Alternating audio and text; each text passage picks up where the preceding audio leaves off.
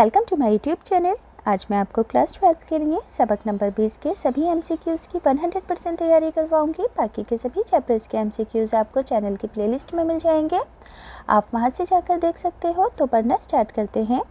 सबक नंबर 20 एक गज़ल है। गज़ल के शायर हैं जानिसार अख्तर। गज़ल का नाम है जब लगे ज़ख़म तो कातिल को दुआ दी जाए।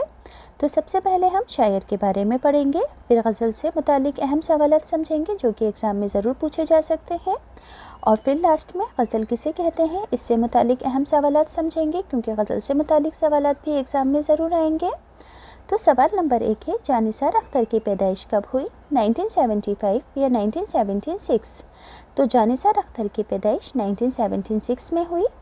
अगला सवाल है, जानिसार अख्तर का इंतकाल कब हुआ? 1912 में या 1914 में? तो जानिसार अख्तर का इंतकाल 1914 में हुआ।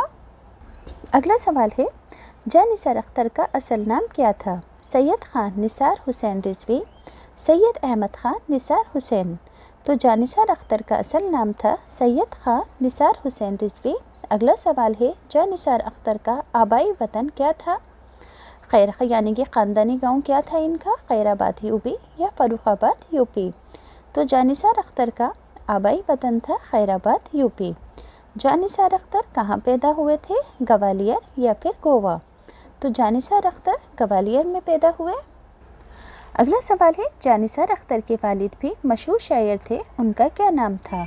अकबर खैराबादी या मस्तर खैराबादी? तो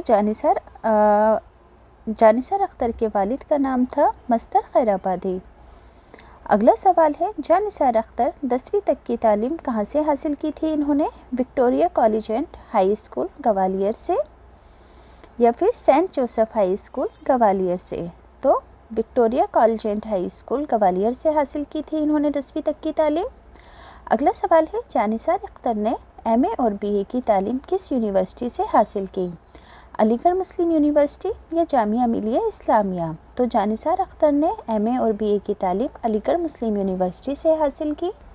अगला सवाल है, जानिसार अख्तर किस कॉलेज के उर्दू के लेक्चरर बने? विक्टोरिया कॉलेज ग्वालियर या फिर अलीगढ़ मुस्लिम यूनिवर्सिटी? तो जानिसार अख्तर उर्दू के लेक्चरर बने थे विक्टोरिया कॉलेज ग्वालियर में। तकसीम मुल्क के कुछ पहले अख्तर कहाँ चले गए थे? भोपाल या मध्य प्रदेश? तो तकसीम मुल्क के कुछ पहले अख्तर भोपाल चले गए थे।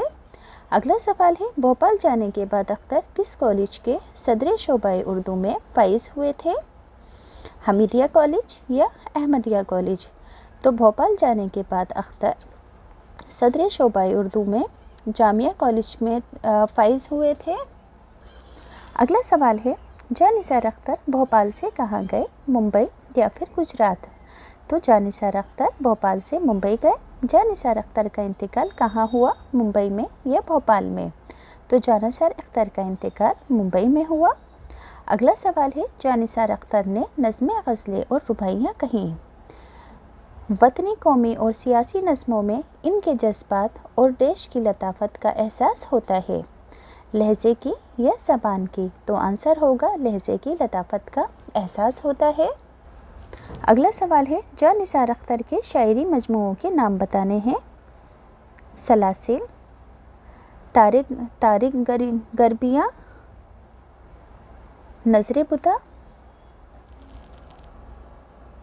जावदा, घर आंगन, खाक दिल और पिछले पहर।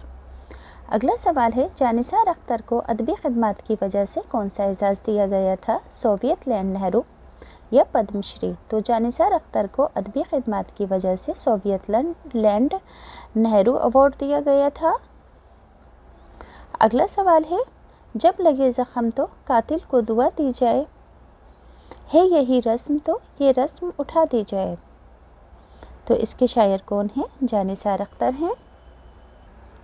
अगला सवाल है, गुल रंग से क्या मुराद है? गुलाबी रंग के या हरे रंग के? तो गुल रंग का मतलब होता है गुलाबी रंग के।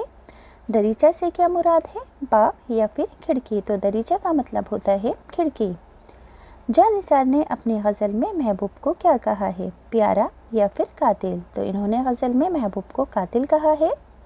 جاں نثار اختر کہتے ہیں کہ اب حالت بدل گئے ہیں، نہ وہ عاشق رہے نہ محبوب، اس لیے آج کے زمانے کا تقاضا یہ ہے کہ ایسی تمام ڈیش کو ختم کر دیا جائے، رسموں کو یا محبتوں کو، تو ایسی رسموں کو ختم کر دیا جائے۔ اگلا سوال ہے، دل کا وہ حال ہوا ہے غم دورہ کے تلے، جیسے ایک لاش چٹانوں میں دبا دی جائے، یہ شعر کس غزل سے لیا گیا ہے؟ جب لگے زخم تو قاتل کو دعا دی جائے۔ شعر دوبارہ سن لیں گے، دل کا وہ حال ہوا ہے غم دورہ کے تلے، جیسے ایک لاش چٹانوں میں دبا دی جائے۔ اگلا سوال ہے، جاں نثار اختر کہتے ہیں کہ دیش کے باعث دل کا وہ حال ہوا ہے کہ اب کوئی تڑپ کوئی جان باقی نہیں رہی، غم دورہ یا پھر محبوب؟ آنسر ہوگا غم دورہ، کہ جاں نثار اختر کہتے ہیں کہ غم دورہ کے باعث دل کا وہ حال ہوا ہے کہ اب کسی چیز کی کوئی تڑپ باقی نہیں رہی۔ اگلا سوال ہے، ہم نے انسانوں کے دکھ درد کا حال ڈھونڈ لیا، کیا برا ہے جو یہ افواہ اڑا دی جائے، یہ شعر کس غزل سے ہے؟ تو غزل کا نام ہے جب لگے زخم تو قاتل کو دعا دی جائے۔ اگلا سوال ہے، جاں نثار اختر نے اپنی غزل میں سیاسی سماجی ٹھیکیداروں پر طنز کیا، جو عوام کی بھلائی کے نعرے تو لگاتے ہیں مگر کچھ کر کے نہیں دکھاتے ہیں، اس لیے بہتر ہے کہ دوسری افواہوں کے ساتھ یہ افواہ بھی اڑا دی جائے کہ ہم نے دیش کے دکھ کا حل ڈھونڈ لیا ہے۔ کون سی افواہ اڑا دی جائے؟ ملک کے دکھ کا حل ڈھونڈ لیا ہے یا پھر عوام کے دکھ کا حل ڈھونڈ لیا ہے؟ تو کیا افواہ اڑا دی گئی کہ ہم نے عوام کے دکھ کا حل ڈھونڈ لیا ہے، کیونکہ لیڈر صرف نعرے لگاتے ہیں کچھ کرتے نہیں ہیں، اس لیے انہوں نے سوچا کہ ہم بھی ایک افواہ اڑا دیتے ہیں شاعر نے۔ اگلا سوال ہے، ہم کو گزری ہوئی صدیاں تو نہ پہچانیں گی، آنے والے کسی لمحے کو صدا دی جائے۔ ہم کو گزری ہوئی صدیاں تو نہ پہچانیں گی، آنے والے کسی لمحے کو صدا دی جائے، یہ شعر کس غزل سے ہے؟ غزل کا نام ہے جب لگے زخم تو قاتل کو دعا دی جائے۔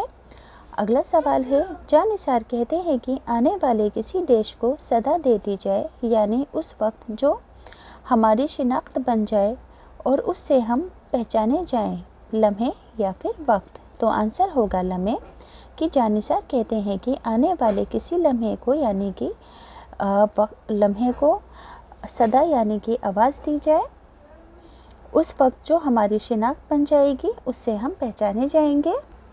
اگلا سوال ہے، انہیں گل رنگے دریچوں سے سحر جھانکے گی، انہیں گل رنگے دریچوں سے سحر جھانکے گی، کیوں نہ کھلتے ہوئے زخموں کو دعا دی جائے، یہ شعر کس غزل سے ہے؟ تو غزل کا نام ہے جب لگے زخم تو قاتل کو دعا دی جائے۔ اگلا سوال ہے، جاں نثار اختر نے دریچہ لفظ کس لیے استعمال کیا ہے، کھڑکی کے لیے یا زخموں کا منہ کھلا ہونے کی وجہ سے؟ تو جاں نثار اختر نے غزل میں دریچہ لفظ زخموں کے منہ کھلا ہونے کی وجہ سے استعمال کیا ہے، جیسے کہ کھڑکی کھلی رہتی ہے ایسے ہی زخم کھلے ہوئے ہیں۔ گل رنگ دریچوں سے کیا مراد ہے، رشتے ہوئے زخم یا گلابی رنگ کی کھڑکیاں؟ تو یہاں پر غزل میں گل رنگ دریچوں کا مطلب ہے رشتے ہوئے زخم، جو کہ ہلکے ہلکے گلابی ہوتے ہیں۔ اب ہے غزل سے متعلق اہم سوالات جو کہ ایگزام میں ضرور پوچھے جائیں گے۔ تو سوال نمبر 1، غزل کس زبان کا لفظ ہے، عربی کا یا فارسی کا؟ تو غزل عربی زبان کا لفظ ہے۔ لغت میں غزل کے کیا معنی ہیں، شاعری کے یا عورتوں کی باتیں کرنے کا یا عورتوں سے باتیں کرنا؟ لغت یعنی کہ ڈکشنری میں غزل کے معنی ہیں عورتوں کی باتیں کرنا یا پھر عورتوں سے باتیں کرنا۔ اگلا سوال ہے، عرب شعراء یعنی کہ عرب کے شاعر جب اپنی معشوقاؤں کا سراپا کھینچتے تھے یا ان کے حسن کی تعریف کرتے یا ان کی محبت میں اپنے جذبات کا اظہار کرتے تو اس عمل کو کیا کہتے تھے؟ تو وہ اس عمل کو تغزل کہتے تھے۔ جب وہ اپنے اظہار عشق کرتے تھے یا محبوب کی تعریف کرتے تھے تو عرب کے شعراء اس عمل کو تغزل کہتے تھے۔ اگلا سوال ہے، عرب شعراء جب اپنی معشوقاؤں کا سراپا کھینچتے یا ان کے حسن کی تعریف کرتے تو اس عمل کے اشعار کو کیا کہتے تھے؟ اشعار کا مطلب پتہ ہے کہ دو مصرے مل کر ایک شعر بناتے ہیں، ایک سے زیادہ شعر کو اشعار کہتے ہیں۔ تو یہاں پر کہا گیا ہے کہ عرب کے شعراء جب اپنی معشوقاؤں کی تعریف کرتے تھے تو اس عمل کے اشعار کو کیا کہتے تھے؟ تو اس عمل کے اشعار کو وہ غزل کہتے تھے۔ اگلا سوال ہے، عربی میں غزل ڈیش اشعار کو کہتے ہیں؟ تو عربی میں غزل عشقیہ اشعار کو کہتے ہیں۔ غزل کی حیت کے اعتبار سے دوسرے اشعار کے تمام مصرے ڈیش ہوتے ہیں۔ حیت یعنی کہ بناوٹ، تو دوسرے اشعار کے تبھی مصرے ہم قافیہ ہوتے ہیں غزل کے اندر۔ عربی زبان سے غزل کس زبان میں آئی؟ تو عربی سے فارسی میں آئی اور فارسی سے اردو میں آئی۔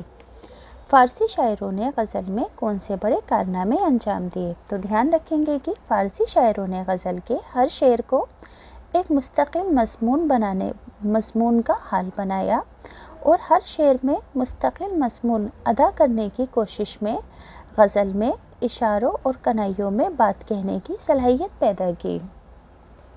اگلا سوال ہے، فارسی شاعروں نے کس اعتبار سے غزل میں وسعت یعنی کہ پھیلاؤ پیدا کیا تھا؟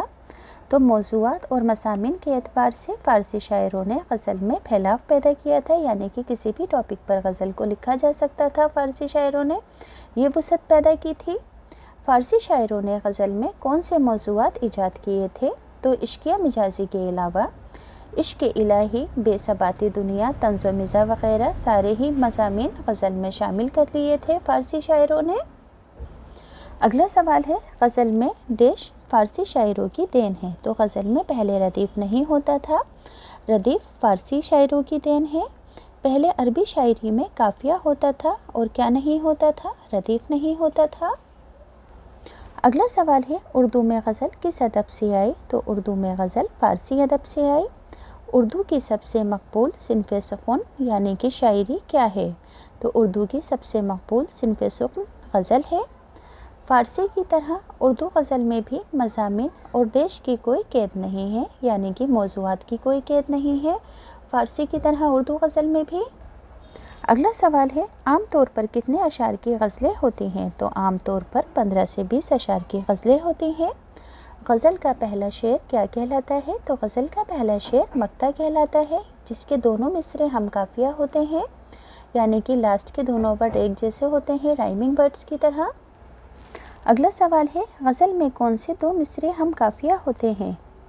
تو غزل کا مطلع جو ہوتا ہے اس کے دونوں مصرے ہم قافیہ ہوتے ہیں۔ ابھی میں نے بتایا تھا کہ مطلع کے دونوں مصرے لاسٹ کے دونوں ورڈز ہم قافیہ ہوتے ہیں، ایک جیسے ہوتے ہیں رائمنگ ورڈز کی طرح۔ اگلا سوال ہے، اگر کسی غزل میں دوسرا مطلع ہو تو اس مطلع کو کیا کہتے ہیں؟ تو اسے حسن مطلع یا زیب مطلع کہتے ہیں۔ غزل کے آخری شعر میں شاعر کیا لکھتا ہے؟ اپنا تخلص یعنی کہ شارٹ فارم میں اپنا نام لکھتا ہے۔ اگلا سوال ہے، غزل کے جس آخری شعر میں شاعر اپنا تخلص دیتا ہے اسے کیا کہتے ہیں؟ تو غزل کے آخری شعر کو جس میں شاعر کا نام لکھا ہوتا ہے اسے مقطع کہتے ہیں۔ جس غزل میں ردیف نہ ہو، صرف قافیے ہوں تو ایسے غزل کو غیر مردف غزل کہتے ہیں۔ بحر اور ردیف و قافیے کی جس غزل میں پوری طرح سے پابندی کی جاتی ہے ایسی غزل کو ضمین کہتے ہیں۔